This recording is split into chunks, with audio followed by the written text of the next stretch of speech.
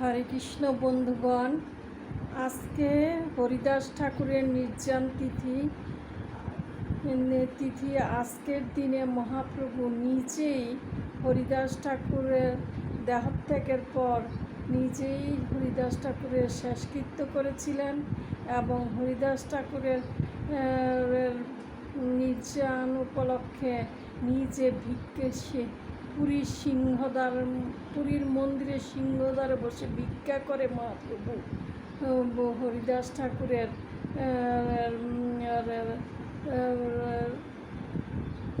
নির্যানের উৎসব করেছিলেন, ভক্তদের সেবা করিয়েছিলেন হরিদাস ঠাকুরের নির্যান উপলক্ষে।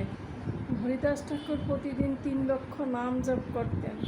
শেষের দিকে যখন বৃদ্ধ হয়ে গিয়েছিলেন, তখন যখন 3 লক্ষ নাম জপ করতে পারতেন না, তখন তিনি প্রতিদিন কান্না করতেন এবং মহাপ্রভুর কাছে প্রার্থনা করতেন, প্রভু, আমার তো সংখ্যা নাম 3 লক্ষ জপ শেষ হচ্ছে না, আমি তো করতে পারছি না প্রতিদিন 3 লক্ষ নাম জপ।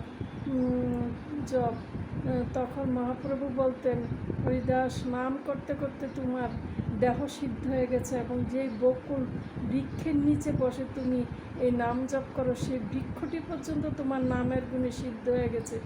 এখন সংখ্যা নাম 3 লক্ষ না হলেও চলবে, তুমি অল্প করে নাম করো। কিন্তু হরিদাস বললেন, না প্রভু, আমি প্রণ করেছিলাম যে আমি 3 লক্ষ নাম প্রতিদিন জপ করব।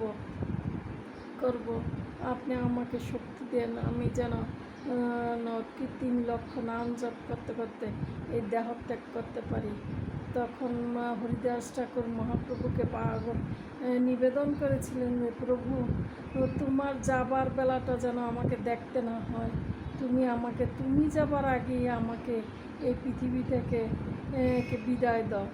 তখন মহাপ্রভুর আগেই হরিদাস ঠাকুর এই পৃথিবী থেকে চলে গিয়েছিলেন, আর মহাপ্রভু নিচে তার ভক্তদেরকে সঙ্গে নিয়ে হরিদাস ঠাকুরের শেষকৃত্য করেছিলেন। যার কেউ থাকে না, তার জন্য ভগবান সবসময়ই থাকে, এবং যার